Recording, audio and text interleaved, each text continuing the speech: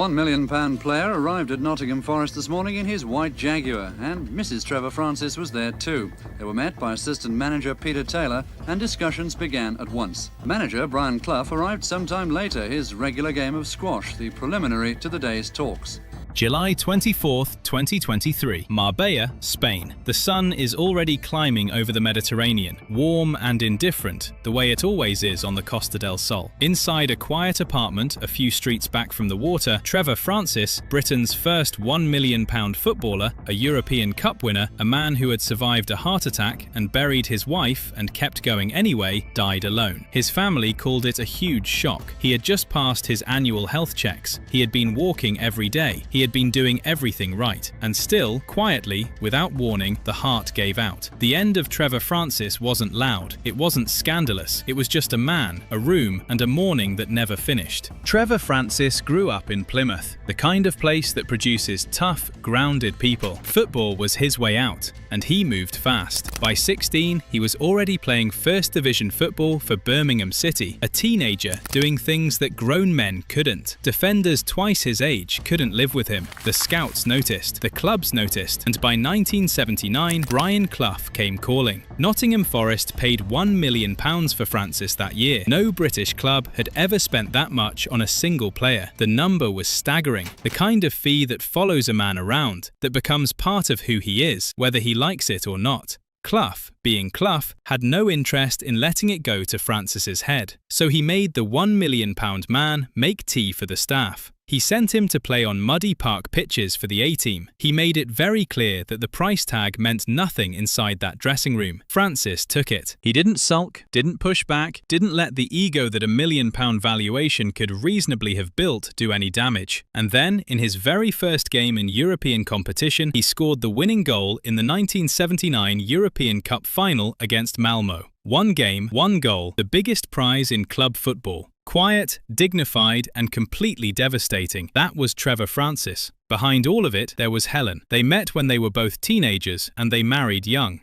Over the next 43 years, she was at every club, every city, every chapter. When Francis moved, Helen moved. When he managed, she was there. People who knew them used the same word every time, inseparable. Not in the way people say it loosely, but in the way that means two people have genuinely become one unit, and neither of them could quite function as a standalone version of themselves. In 2017, Helen died after a long battle with breast cancer. Francis was 63 years old, and he had never really spent a day of his adult life without her. 2 years later, he published his autobiography. He called it 1 in a Million. The title wasn't about the transfer fee. He wrote plainly, without drama, that life without her was so difficult. No performance, no self-pity, just a man stating the truth of it. The woman who had made everything make sense was gone. The silence she left behind was a different kind of weight entirely. Friends noticed the retreat. The public smile held. Francis kept appearing, kept being gracious, kept being the gentleman everyone remembered. But the foundation underneath had shifted. He was moving through the days differently now, carefully, like a man navigating a house where all the furniture had been rearranged in the dark. The grief wasn't loud, and that was almost the hardest part. It just sat there, steady and heavy, going nowhere. 5 years before Helen died, the body had already sent its first warning. In 2012, Francis suffered a major heart attack. Not a mild episode, not a scare that got cleaned up quickly and sent him home with a prescription.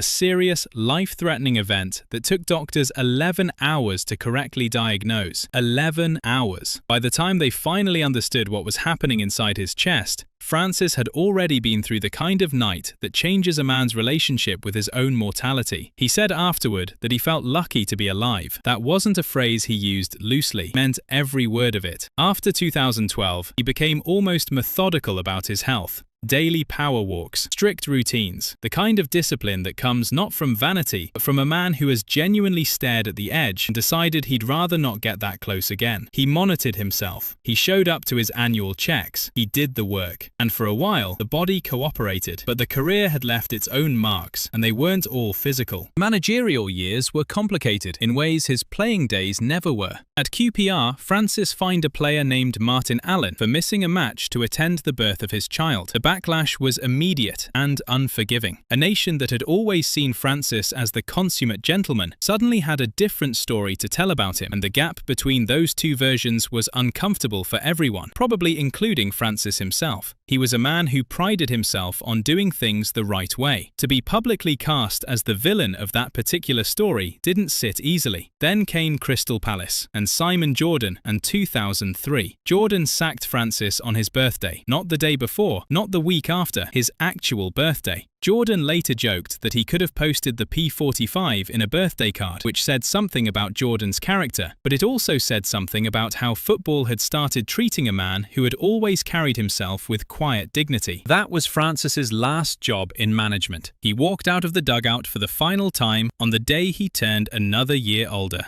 And there was no clean ending, no farewell, just the door closing behind him. None of these things broke him individually, but they accumulated the way things do, quietly adding weight to a man who was already carrying more than people could see from the outside. By the time Helen got sick, the body and the career and the private life had all been through their own versions of damage. What came after her death wasn't a single collapse. It was more like a slow settling, the way a structure shifts when the load-bearing wall finally goes. After Helen died, Francis split his time between his home in Solihull and an apartment near Marbella on the southern coast of Spain. The sun helped, or at least it was easier than English winters, spent in a house that had been built around a life that no longer existed in the same shape. For a couple of years, people close to him said he was quiet, withdrawn, finding his way through something that has no real instruction manual. Grief at that depth doesn't follow a schedule. It doesn't peak and then resolve. It just moves through a person at its own pace, and all you can really do is keep walking. And walking is exactly what Francis did. Every day, the same discipline he had brought to football, brought to management, brought to his recovery after 2012. He walked, he checked in with his doctors, he stayed active. By 2023, the people around him noticed something shifting. The health checks were coming back clean. He seemed lighter, not healed exactly, but less submerged than he had been. He was finding small pieces of life again. On the morning of July 24th, 2023, Trevor Francis died of a heart attack in his Marbella apartment. He was 69 years old, the same age Helen had been when she died. His family described it as a huge shock. And here is what makes that so hard to sit with. It genuinely was. This wasn't a man who had been reckless. He hadn't ignored warning signs or skipped appointments or gone quiet on the people who cared about him. He had done everything a person is supposed to do. He passed the checks, he kept the routines, he gave his body every possible reason to keep going. Britain's first £1 million footballer, a European Cup winner, a man who had survived a previous heart attack and 6 years of grief and a career full of sharp edges, died quietly, alone, in the apartment he had retreated to after losing the person who made everything else matter. There was no stage, no crowd, no send-off that matched the size of the life, just a Marbella morning and then silence. Trevor Francis never really chased the legend. That's the thing that stays with you when you go back through the whole arc of his life. He had every reason to. The price tag alone would have justified it. Britain's first £1 million footballer. That title carries weight. It opens rooms, it gets you on panels and into speaking engagements and onto the back pages for decades after the boots come off. Francis had all of that available to him, and he mostly left it on the table. The Clough years shape that, probably more than anything else. When the most expensive player in British football history arrives at a club and the manager's response is to make him brew tea and run out for the A-team on a freezing park pitch, something either breaks or it settles. With Francis, it settled. Clough was trying to strip the mythology away before it could calcify, and Francis let him do it. He didn't fight the humbling, he absorbed it, and what came out the other side was a man who understood that the number attached to his transfer didn't say anything about his character. That was something he had to earn separately, in smaller moments, over a much longer time. And he did earn it. The players who played under him talked about someone who treated people with consistency, who didn't change his temperature depending on who was watching.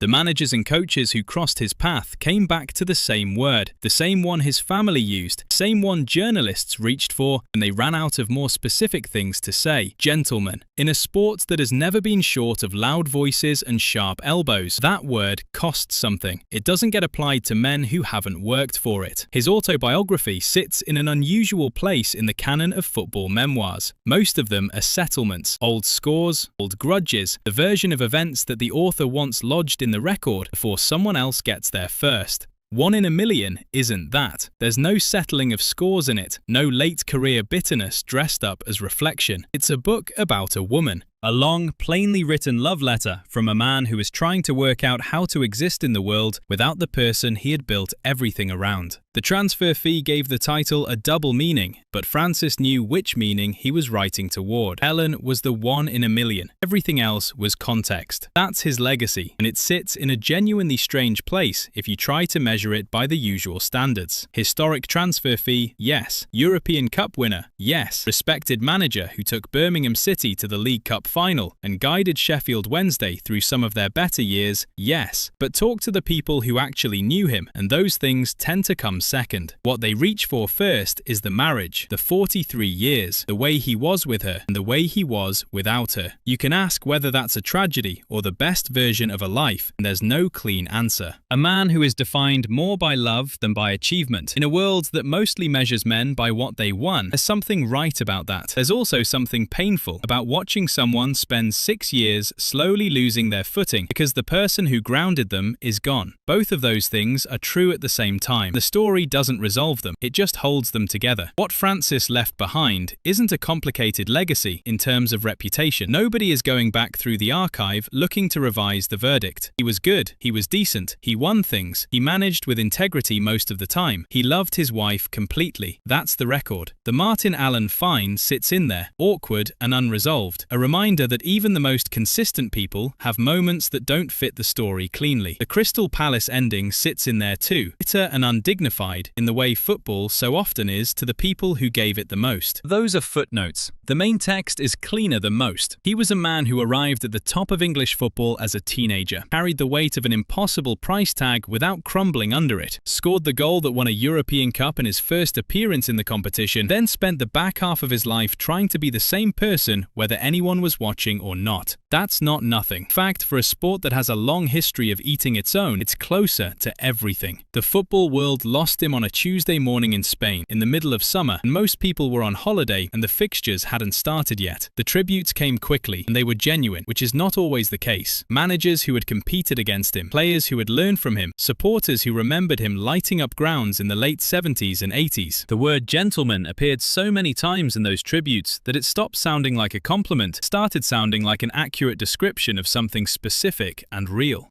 He was 69 years old. He left 2 sons. He left a life that was fuller than a lot of people understood while he was living it, quieter in its final years than anyone outside his close circle really knew. Trevor Francis passed every test the doctors gave him. He walked every day, checked every box, gave his heart every reason to keep going. The thing that took him wasn't carelessness. It was just time, moving the way it always does, without asking permission. The £1 million boy from Plymouth loved one woman for 43 years, won the biggest prize in club football, and left the world quietly in the Spanish sun. Some men burn out loudly. Francis just ran out of mourning. Send some prayers for Trevor and Helen in the comments below. Subscribe if you want more stories like this one. There is a version of Trevor Francis's story that gets told as a footnote to Brian Clough's story, the superstar who got humbled, the £1 million man who made the tea. It's a good anecdote, and Clough told it well, the way Clough told everything. But that framing does Francis a quiet disservice, because it makes him the object of someone else's lesson, rather than the subject of his own life. The fuller picture is more interesting than the anecdote. Francis arrived at Nottingham Forest carrying a number that had never been attached to a British player before, and he handled it without drama. He didn't arrive with demands, or with the kind of entourage that kind of money can start to attract. He trained, he deferred to Clough where deference was required, he scored the goal when the moment arrived, and then he got on with it. There was no celebration that outstayed its welcome, no extended mythology built around the night in Munich. He scored the goal, the cup came home, and Francis moved on to the next thing. That pattern repeated itself across the whole career. Arrival, contribution, quiet exit. Birmingham City, Nottingham Forest, Manchester City, Sampdoria, Rangers, Sheffield Wednesday. Player, then manager, then private man trying to hold himself together after the worst loss of his life. No stage was ever quite big enough to make him someone he wasn't. Not the £1 million fee, not the European Cup, not the public humiliation of the birthday sacking, not the grief that followed Helen's death.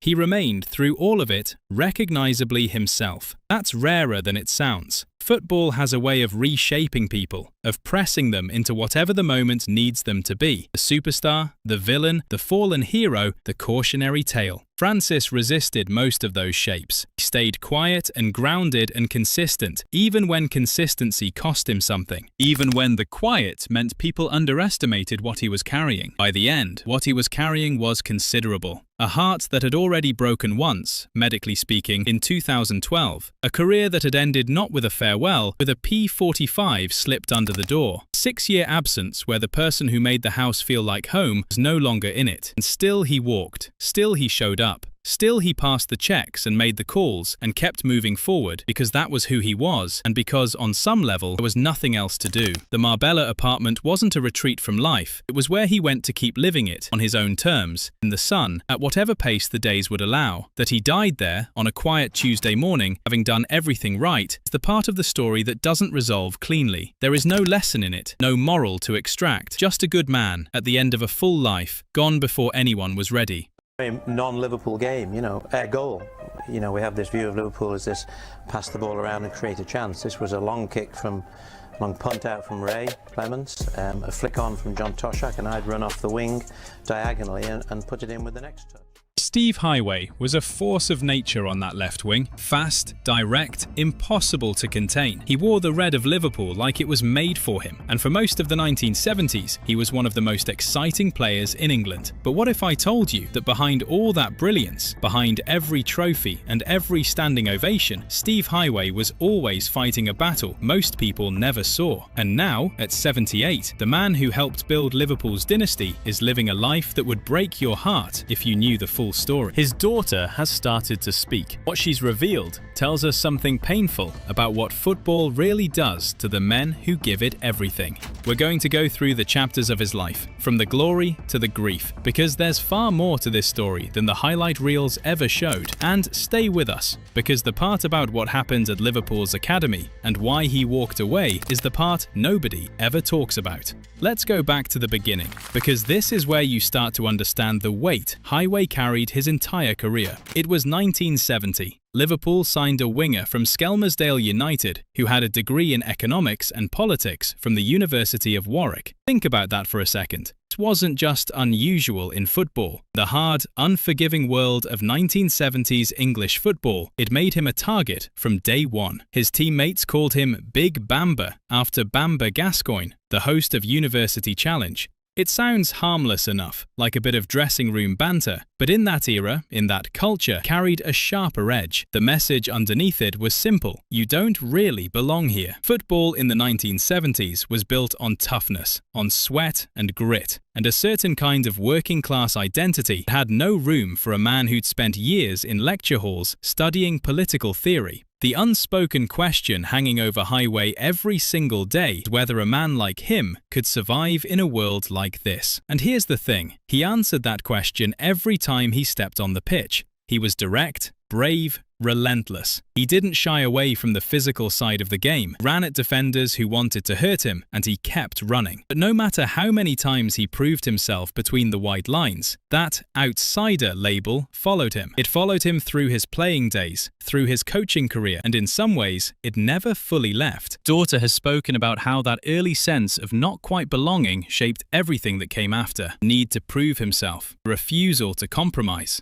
The way he took personal pride in his work to a degree that could become its own kind of burden. That's where this story really starts. Not on the pitch at Anfield, but in a dressing room where a young man with a university degree was being told, quietly and constantly, that he wasn't quite one of them. By the late 1970s, Heighway was at the peak of his powers. 2 European Cups, league titles, an FA Cup, as part of one of the greatest club sides English football had ever produced. And his contribution to that team was real and lasting. But football doesn't wait for anyone, and between 1980 and 1982, Heighway watched his first team opportunities at Liverpool dry up faster than he could have imagined. The squad was evolving. New players were coming in, The manager was rotating differently, and Heighway, who had given a decade of his life to that club, found himself on the outside looking in during some of the biggest moments. Missed out on medal opportunities during that period, matches he should have been part of, trophies that were won without him playing the role he'd earned. For a man who had dedicated himself so completely to Liverpool Football Club, that kind of slow fade is its own form of grief. It's not a dramatic betrayal. Nobody stabbed him in the back. There's something quietly devastating about being made to feel unnecessary at the place you've given everything to. And that feeling, his daughter has suggested, never fully went away. By 1981, the decision was made. Heighway left Liverpool and crossed the Atlantic to join the Minnesota Kicks in the North American Soccer League. The Minnesota chapter of Steve Heighway's life is one most football fans don't know about, and it's one of the more painful stretches of his story. He arrived in the United States with the intention of extending his playing career in a league that was genuinely trying to grow the game. The NASL had ambition. It had crowds. It had a sense of possibility. And for a player of Heighway's quality, it seemed like a reasonable next step.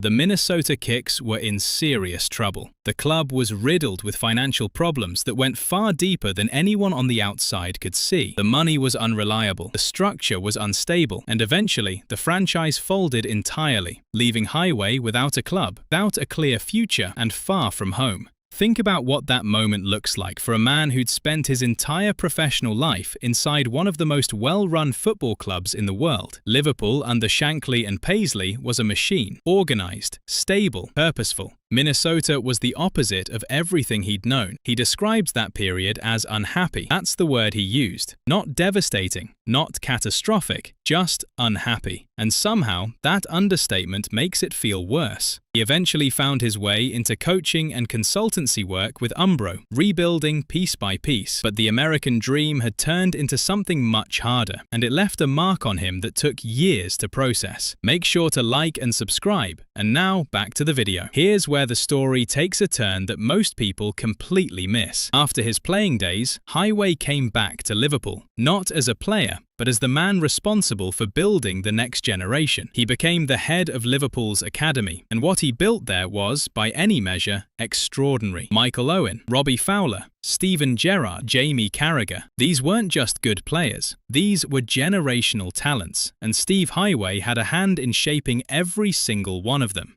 Created an environment that produced world-class footballers almost routinely, and for a time, Liverpool's academy was regarded as one of the finest in Europe. Here's the cautionary lesson that younger football fans need to hear, because it applies far beyond Steve Heighway's story. Produce greatness at that level. People stop seeing it as the result of years of careful work and start treating it as the minimum expectation. Owen, Gerrard, Fowler, Carragher. That becomes the baseline. And when the next group of players doesn't reach those heights, the academy goes through a quieter period. Suddenly, the man who built the whole thing is being questioned. Heighway admitted it himself. The early success became a professional burden. It created expectations that no academy in the world could consistently meet. Players like Steven Gerrard don't come along every 5 years. They come along once in a generation. But once you've produced one, people expect another and another. And when they don't arrive on schedule, the blame lands somewhere, landed on Heighway. And that, his daughter has made clear, was one of the deepest wounds of his later career. Not a dramatic falling out, not a public scandal, just the slow, grinding experience of watching a lifetime of work being measured against an impossible standard that he himself had helped create. Now we get to something that Heighway was unusually direct about, which tells you how much it bothered him. He spoke publicly about a French manager at Liverpool who had, in his words, strange views and didn't like being disagreed with. Everyone in football understood who he was talking about. Gerard Houllier, Liverpool's manager from 1998 to 2004, had a very specific vision for how the club should be run, and that vision didn't always leave room for the kind of long-term, development-focused thinking that Heighway had built his entire career around. Conflict wasn't about personalities, at least not entirely. It was about two fundamentally different ideas of what football should be. Houllier needed results now. He needed players who could contribute to the first team immediately,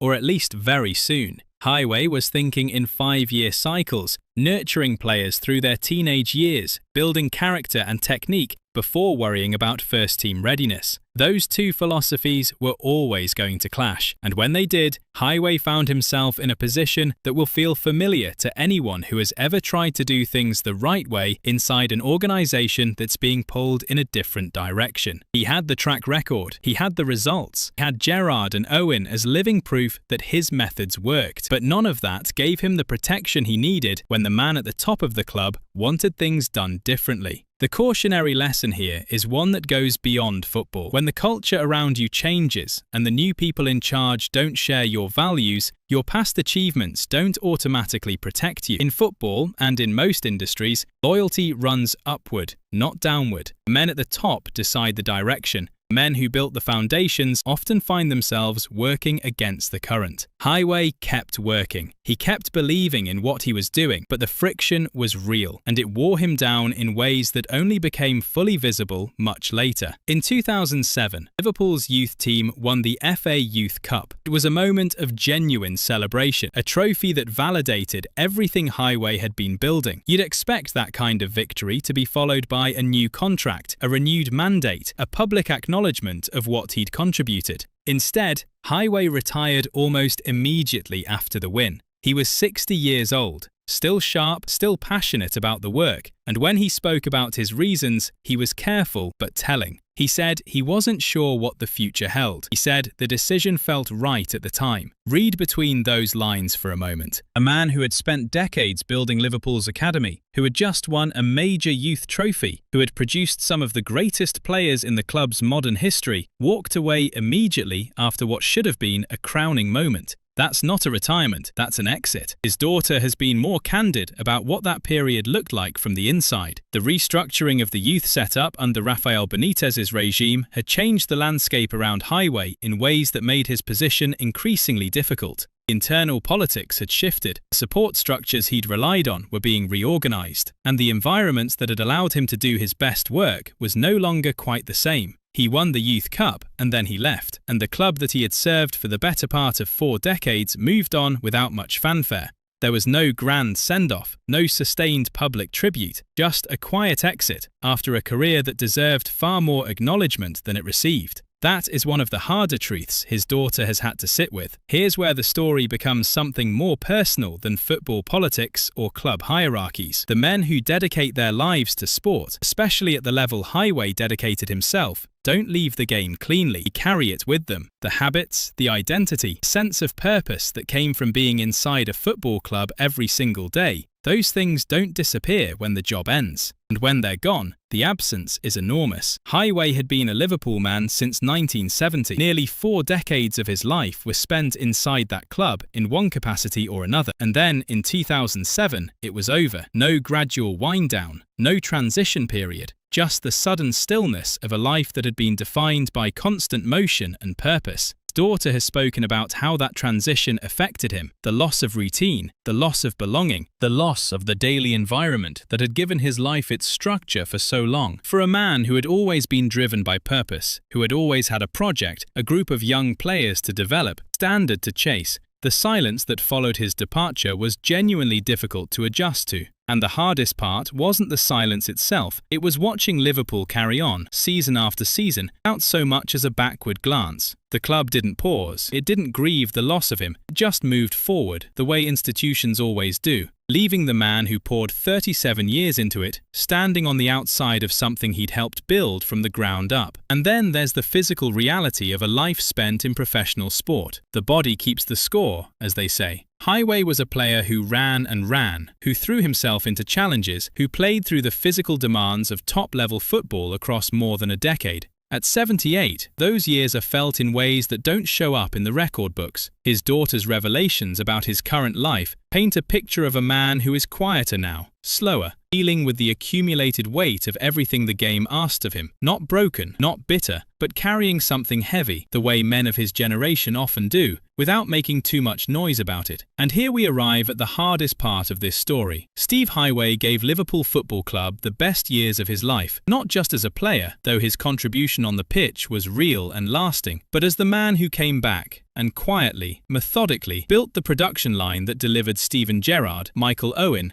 Robbie Fowler and Jamie Carragher to the first team. Think about what Liverpool's modern history looks like without those players. Think about what the club's identity looks like without Gerrard, without Owen's goals, without Fowler's natural finishing. Heighway built the system that produced all of them, and yet his name is rarely the first one mentioned when people talk about Liverpool's greatness. That's the quiet tragedy at the heart of this story. And the cruelest part is that Heighway would never say it out loud. Men of his generation don't ask for recognition. They don't hold press conferences to talk about what they're owed. They go home, they sit with it, and they carry it quietly for the rest of their lives. His daughter, speaking now, is the closest this story will ever get to being told properly. He was an outsider who proved himself on the pitch, a player who faded from the first team before he was ready to go. He was a coach who built something extraordinary and then watched the expectations that came with it become a weapon used against him. He clashed with managers who didn't share his vision. He won a youth cup and walked away into near silence. Now, at 78, he lives with all of it. His daughter's willingness to speak about his life is an act of love, but it's also something of a reckoning. He's asking the question that football rarely asks about the men who give it everything. What did the game give back? The younger fans watching this, the lesson is worth holding on to. Football is not a fair exchange. Men who build the foundations, who do the unglamorous work of developing young players year after year, hold the line between short-term pressure and long-term vision. Those men are often the first to be forgotten when the results don't come quickly enough. Loyalty in football flows in one direction, and it's rarely toward the people who deserve it most. Steve Heighway deserved more. He deserved more acknowledgement, more protection, more of a send-off than he got. And at 78, the life his daughter describes is the life of a man who gave everything and received something far less than everything in return. That's not a comfortable thought, but it's an honest one. Heighway's story isn't about bitterness. It's about what happens when a man pours his whole life into something that doesn't always pour back. From the dressing room mockery to the American collapse, from the Academy's impossible standards to the quiet exit in 2007, every chapter cost him something. Send some prayers for him in the comments below. If this story moved you, hit the like button and subscribe, because more stories like this are coming. Legends, real lives, and the truth behind the glory. House, but we decided to get one flat quietly without the two clubs knowing, just for us to go and relax at the weekends, you know, take our minds off the games, and we had a flat for about 3 years. It was, yeah, you know, it was with me the first time I met my wife. We used to go out on a Sunday night and a quiet evening on Sunday. You know. Picture Manchester in the 1960s. The music is loud, the clothes are wild, and right in the middle of it all is a footballer with a big nose, a bigger grin, and a best friend the whole world wanted a piece of. Mike Summerbee wasn't just a player. He was City's heartbeat, the man who ran the right wing like he owned it. But behind the boutiques and the nightclubs and the laughter, there was a family watching closely, and what they saw was a man carrying more than anyone knew. Mike Summerbee was born on December 15th, 1942 in Preston, Lancashire. Football wasn't a dream for him, it was the family business. His father, George Summerbee, played professionally, and so did his uncle John. The game was in his blood before he could even lace a boot properly, and the expectation that came with that name followed him everywhere he went as a kid. He started out at Swindon Town, signing as a teenager and working his way up through the lower divisions. It wasn't glamorous. Swindon weren't a big club. Nobody was writing headlines about Mike Summerbee in those early years. But he was learning, sharpening something, turning raw pace and aggression into a style of play that would eventually terrify First Division defenders for a decade. In 1965, Manchester City paid Swindon £35,000 for him. At the time, City weren't exactly the powerhouse the name suggests. They were a mid-table club stuck in the shadow of their neighbours across town. Summerbee could have looked at that and seen a dead end. Instead, he saw a place where he could actually build something. What he didn't know yet was that a man named Joe Mercer was about to arrive as manager, and alongside coach Malcolm Allison, the pair were going to tear the whole thing down and rebuild it into something nobody in Manchester expected. Summerbee was going to be right at the centre of that. But here's the thing about Mike Summerbee that people don't always lead with. He wasn't just a footballer. He was a personality, a presence, the kind of man who walked into a room and changed the temperature of it. And in 1960s Manchester, that made him something more than an athlete. It made him a cultural figure, a symbol of a city that was finally finding its own identity outside of the post-war grey. The football would come, trophies would come. But first, Summerbee had to become Summerbee, and that process was about to get a lot more interesting the day he first shook hands with a young Irishman from Manchester United named George Best. Because some friendships just quietly change your life, and some of them do it loudly, in a nightclub, at 2 in the morning, with a photographer waiting outside. George Best and Mike Summerbee shouldn't have been best friends. They played for different clubs, on opposite sides of the most heated rivalry in English football. One was Catholic, one was Protestant, one was from Belfast, one was from Preston. On paper, none of it made sense. But football logic doesn't apply to the kind of chemistry those two had, and by the mid-1960s, they were inseparable in a way that made headlines before either of them had fully earned the right to make headlines. The friendship started simply enough. Two young footballers in the same city, living similar lives, drawn together by shared taste and shared energy. But it became something else entirely when they opened Edwardia, a high-end fashion boutique on Bridge Street in Manchester. This was 1967. The city was humming with a kind of creative electricity. Here were two of its biggest footballers selling clothes to the people who wanted a piece of that world. They were called the Posh and Becks of their era. And honestly, the comparison holds. Photographers followed them. Women followed them. The press wrote about them as much for what they wore as for what they did on a Saturday afternoon. Places like Slack Alice's, a nightclub owned by Best himself, became their regular haunts, and the social scene they occupied was glamorous in a way that felt genuinely new for English football. Make sure to like and subscribe. And now back to the video. Traditionalist managers hated it. The image of footballers as working men who trained hard and went home was getting torn up in real time. And Summerbee and Best were doing the tearing. Critics argued the late nights were pulling them away from the sport. Lifestyle was a distraction. No serious professional should be spending his evenings surrounded by models and Miss World contestants when there was a match on Thursday. Summerbee pushed back on that, and he did it consistently. His argument was simple. They were professionals, and they behaved like professionals when it mattered. What they did with their evenings was their own business, and the numbers backed him up. During this same period, he was playing some of the best football of his career, helping City win the First Division title in 1968, then the FA Cup in 1969, and a League Cup and a European Cup Winners' Cup in the years that followed. He wasn't distracted, he was thriving. But the bad influence narrative wouldn't leave. And here's where it gets painful, because Best's life did eventually spiral. The alcoholism came, the career shortened, talent wasted in the cruelest way. And when people looked back at those years, at the boutique and the nightclubs and the photographs, they started drawing lines that may not have been fair to draw. Was Summerbee part of what pulled Best toward excess? Or was he just a friend who happened to be standing nearby when something much darker was already forming inside George? Summerbee had an answer to that question. The world had already made up its mind. Summerbee knew what people were saying. He'd heard the whispers long before they became the accepted version of events. The story went like this. Best was a generational talent who got lost in the nightlife, and Summerbee was right there beside him when it happened, so some of the blame belonged at his door too. It was neat, it was simple, and Summerbee spent the better part of his later life pushing back against it. Because the version people remember leaves out a lot. It leaves out the fact that Summerbee was the one who drew a firm line between who they were off the pitch and who they were on it. He made that clear to Best directly, and he wasn't gentle about it. Before a Manchester derby, Summerbee reportedly told his best friend in plain terms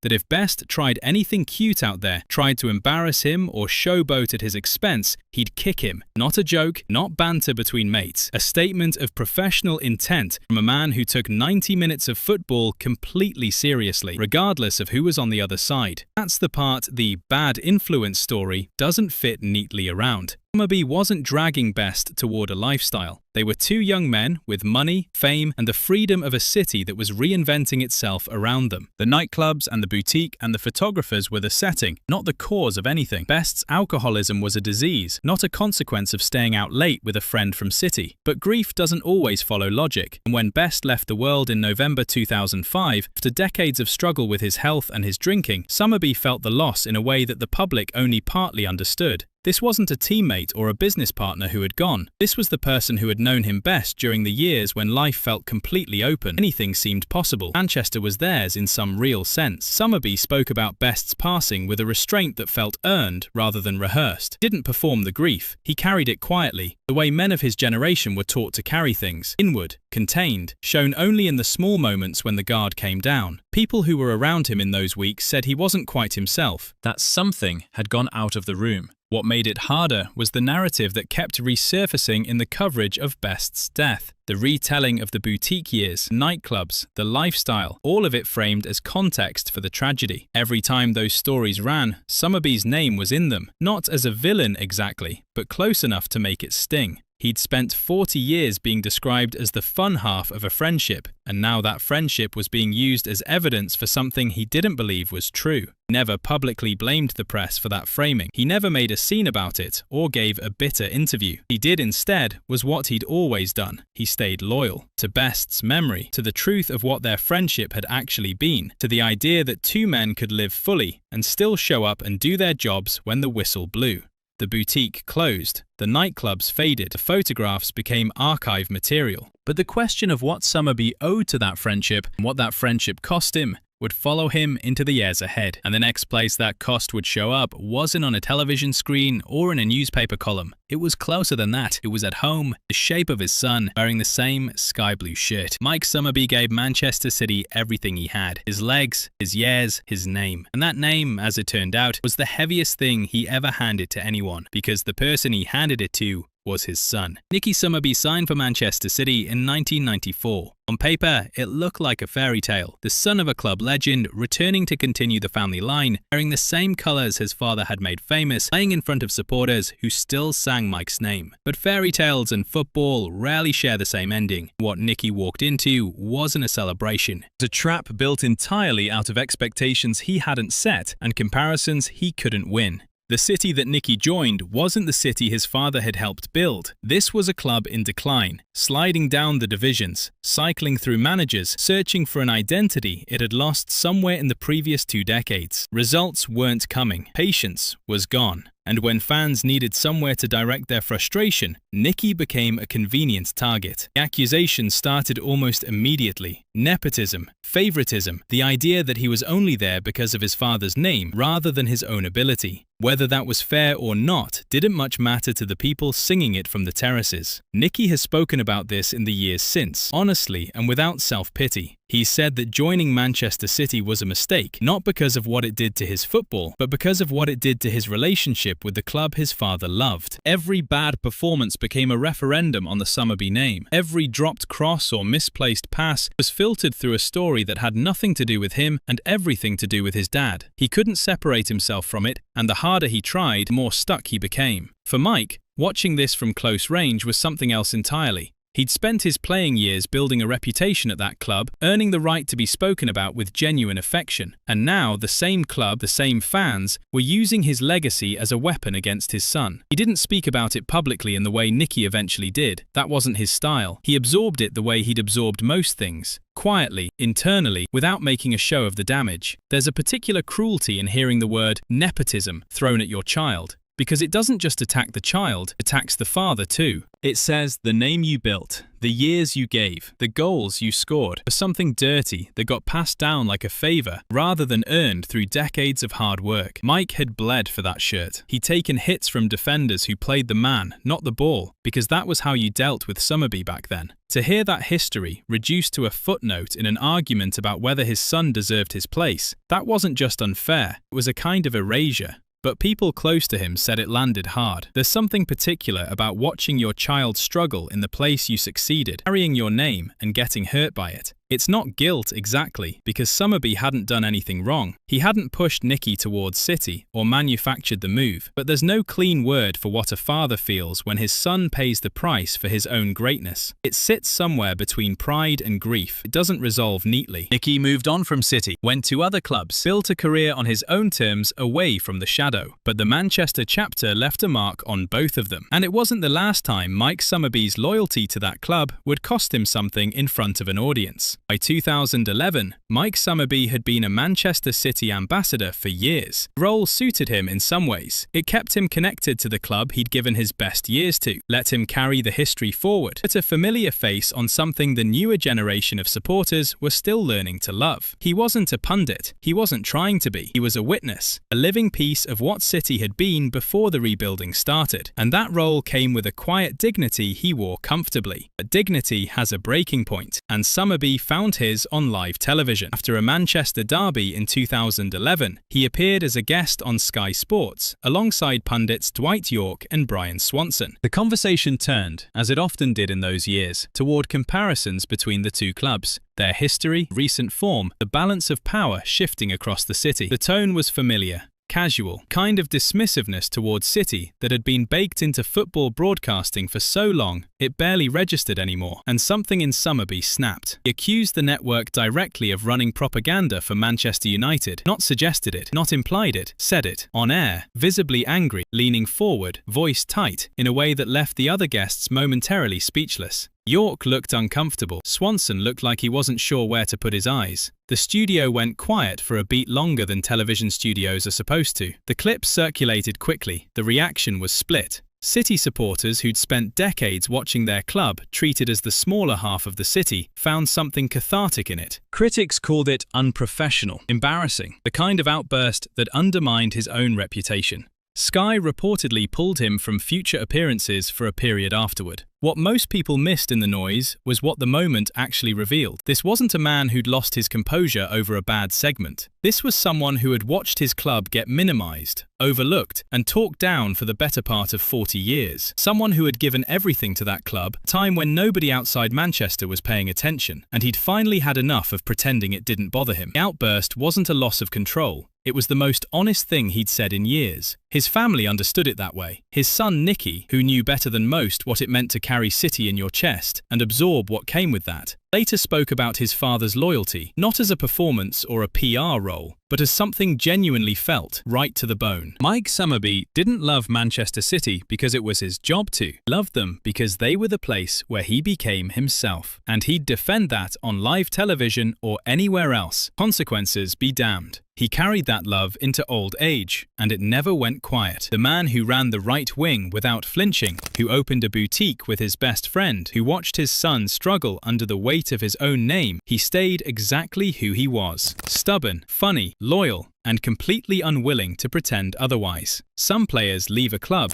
Summerbee never really did. His name belongs to a specific era of sky blue football that still means something to the people who were there and the ones who inherited the story. He wasn't perfect, and he never claimed to be, but he was always completely himself. Send some prayers for him in the comments below and subscribe for more stories like this one. I'm ready to take off.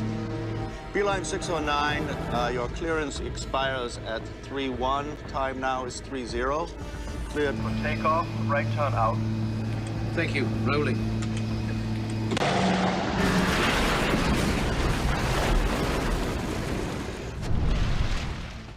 Picture a snowfield in Germany, a broken plain, silence where there used to be laughter and football boots, and young men full of life. February 6, 1958. 23 people gone. And somewhere in a Munich hospital, a man is lying so still that a priest reads the last rites over him, then reads them again. That man is Matt Busby, and the question that will follow him for the rest of his life, the one his daughter Sheena finally put into words, is this: how do you keep living when your boys didn't? Matt Busby was born on May 26, 1909 in Orbiston, a small mining village in Scotland where the ground was always dirty and the future was always uncertain. His father, Sandy, works the mines like most men there, and like too many men there, he never came home. Sandy Busby was killed in World War I. Matt was just 6 years old. If his uncles went to that same war, none of them came back either. So before Matt Busby had even learned to properly kick a football, he already knew what it meant to lose someone and have no way to bring them back. His mother, Nellie, raised him alone after that, and she didn't have much. But she worked, and she kept the family together, and Matt watched that. He carried it. Loss was the first real lesson his life ever taught him, and it would not be the last. Football became the one place where things made sense. On a pitch, you could control something. You could work hard and see the result. Out in the world, men left for war and didn't come back, and there was nothing you could do about it. But football had rules. Football had shape, and Matt Busby was very, very good at it. By the late 1920s, his talent was obvious enough that clubs were paying attention. In 1928, Manchester City came calling, and he signed. That was it. His professional career had begun. But here's the thing that stayed with him, that he apparently never fully got over. 10 minutes after he signed for Manchester City, Celtic called. Glasgow Celtic, the club he had grown up loving. The club that, for a boy from a Scottish mining village, felt like home stitched into a football kit. And they were too late by 10 minutes. He cried. Not just a quiet tear, he actually cried. Because Celtic wasn't just a football club to Matt Busby. It was the place he always wanted to belong, and it had slipped through his fingers before he even knew it was gone. That moment tells you everything about the kind of man he was. Someone who felt things deeply, who carried what he lost, who never quite forgot the things that almost were. Anyway, football kept moving, and so did Matt Busby. He had a solid playing career. Manchester City, then Liverpool. A midfielder with a calm head and an eye for the game that most players never develop. But it was never really the playing that defined him. It was what came after. In 1945, Manchester United offered him the manager's job. The club was a mess. Old Trafford had been bombed during the war. Parts of it were literally rubble. They were sharing a ground with their local rivals, Manchester City. They had debt, they had damage, and they had very little reason for optimism. Busby said yes anyway, and from the very beginning, he did things differently. Most managers at that time went out and bought experienced players, ready-made, quick fixes. Busby didn't want that. He wanted to build something that was actually his. Something that grew from the ground up, the way he had grown up, with nothing given, everything earned. So he built a youth system. He went out and found young boys, some of them barely teenagers, had raw talent and hunger and room to grow. He brought them in, he taught them, he coached them on the pitch, and he looked after them off it. He knew their families, he knew their worries. Players didn't just call him boss out of professional habit, they meant it in a deeper way than that. Duncan Edwards, Roger Byrne, Tommy Taylor, Eddie Coleman. These weren't just names on a team sheet. These were young men Matt Busby had personally found, personally developed, personally cared for. The press called them the Busby Babes, and that nickname wasn't wrong. He had raised them, not biologically, but in every other sense that matters. By 1956 and 1957, United were back-to-back league champions, the most exciting team in England. Young, fast, brilliant. And they were pushing into Europe too. Busby had fought the Football League to let them enter the European Cup when other English clubs wouldn't bother. He believed in it. He believed in them. Make sure to like and subscribe. And now back to the video. The 1957-58 season was building towards something historic. United were in the European Cup again, facing Red Star Belgrade in Yugoslavia. They drew the second leg, and that was enough. They were through to the semi-finals.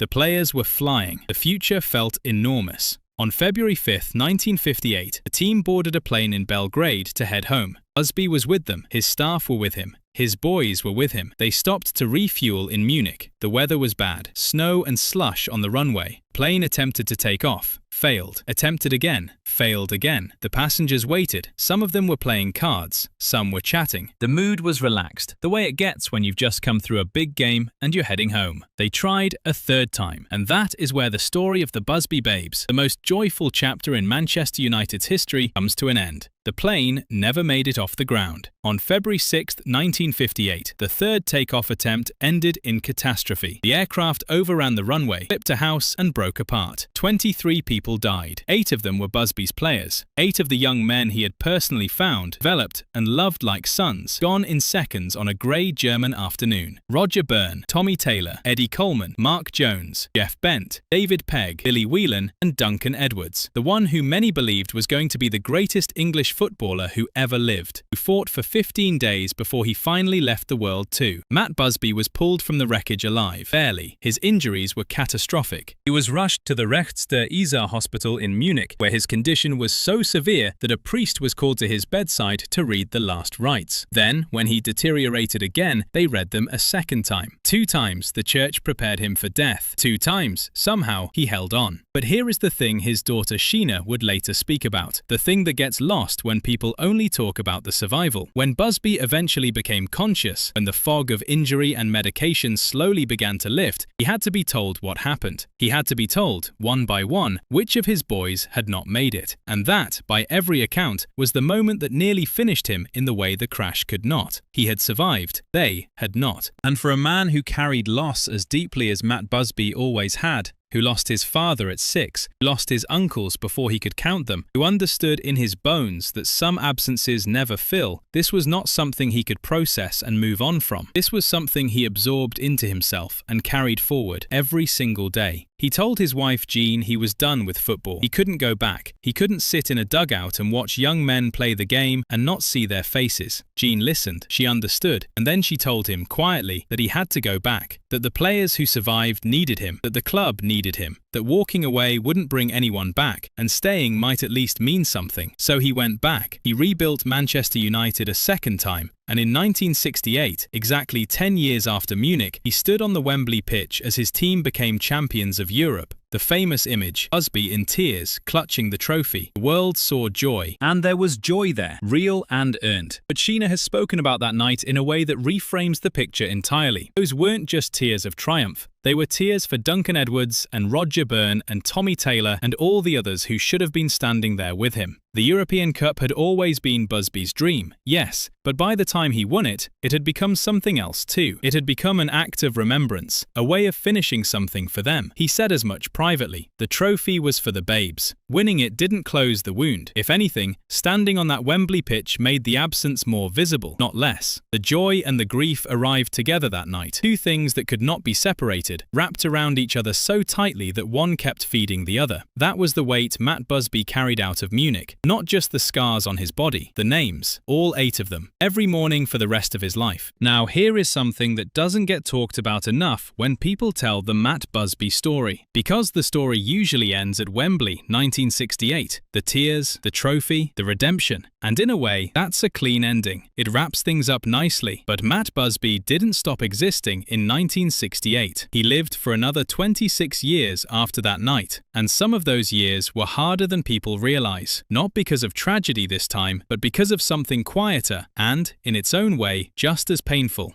He retired from management in 1969. He was 60 years old. The burden of what he'd been carrying for over a decade had taken its toll. He stayed at the club as a director. Of course he did. Manchester United was not a job to him. It was not a career. It was his life, the thing he had given everything to rebuild. Twice. Walking away entirely was never really an option, but staying created a problem nobody quite knew how to solve. Wilf McGuinness took over as manager. He was a former Busby player, someone who had grown up inside the system Busby built. He was capable, he was committed, and he was absolutely suffocated by the fact that the man who built everything was still in the building. McGuinness later said it felt like managing in a haunted house, and he didn't mean that unkindly toward Busby. He meant that the legend was so large, so present, so woven into every wall and corridor of Old Trafford that it became impossible to make the place feel like his own. Players who had questions went to Busby out of habit. Decisions that should have been McGuinness's somehow found their way back to the man in the director's box. Not because Busby was deliberately undermining anyone, he wasn't by most accounts, but his identity and the club's identity had become the same thing. You couldn't separate them. McGuinness lasted less than 2 years. Frank O'Farrell came next, same story. Tommy Docherty after that. Each one of them stepped into a role that Matt Busby had made almost impossible to fill. Not through malice, but simply through the weight of what he was. The shadow, as historians would later call it, wasn't cast with intent. It was just there, permanent. Impossible to step out from under. Think about what that actually felt like from the inside. You're the new manager of Manchester United. You walk into Old Trafford every morning and the man who built the place, who nearly died for it, who won the European Cup in it, is sitting somewhere in that building. The staff grew up under him. The supporters measure everything against him. You can't repaint a wall without someone wondering what Matt would have thought. That kind of presence doesn't need to say a word to be suffocating. As for Busby himself, Sheena's picture of him in these years is of a man who had grown quieter, more withdrawn. Still present at the club, still watching, still caring, but carrying Munich in his chest in a way that never softened.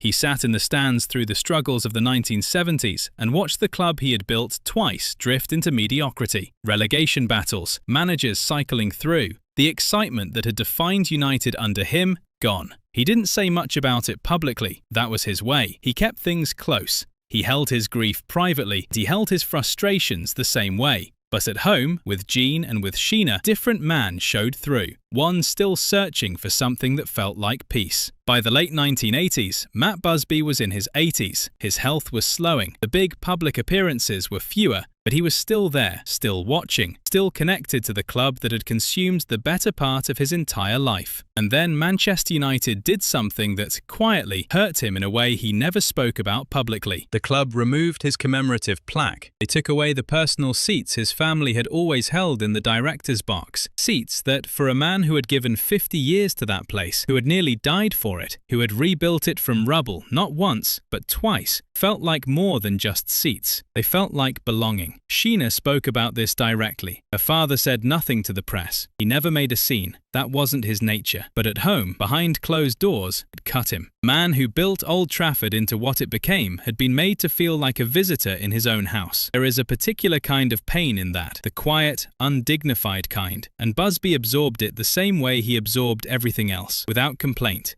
Without letting the outside world see. Those seats weren't just seats. For a man in his 80s who could no longer do much more than watch, being present at that ground was one of the last connections he had to everything he'd given his life to. Taking that away wasn't just an administrative decision. It was, whether anyone intended it or not, a message. And he received it clearly. He held it the way he had always held the things that hurt most. But then, in 1993, something shifted. Alex Ferguson, the manager who had finally steadied the club after years of drift, delivered the league title. Manchester United's first in 26 years. The first since before Munich, really, in the way that mattered emotionally. Sheena remembers her father watching it, and she describes the look on his face not as pure celebration, but as relief. A deep, exhaled, long-awaited relief, like something that had been pressing on his chest for decades had finally, just slightly, eased. The club was back. What he had built still meant something. It had not been lost permanently. He had been waiting for that for a long time. 7 months later, on January 20th, 1994, Sir Matt Busby suffered a fatal stroke. He had been in hospital being treated for a blood clot in his leg. Routine enough thing for a man of 84. But strokes don't follow routines. He left the world quietly, the way he had always carried his pain, without drama, without making it anyone else's burden. Sheena's final word on her father is this: he never stopped grieving Munich, not for one day in the 36 years that followed. The names of those 8 players lived in him permanently, not as memory exactly, but as presence. They were always there.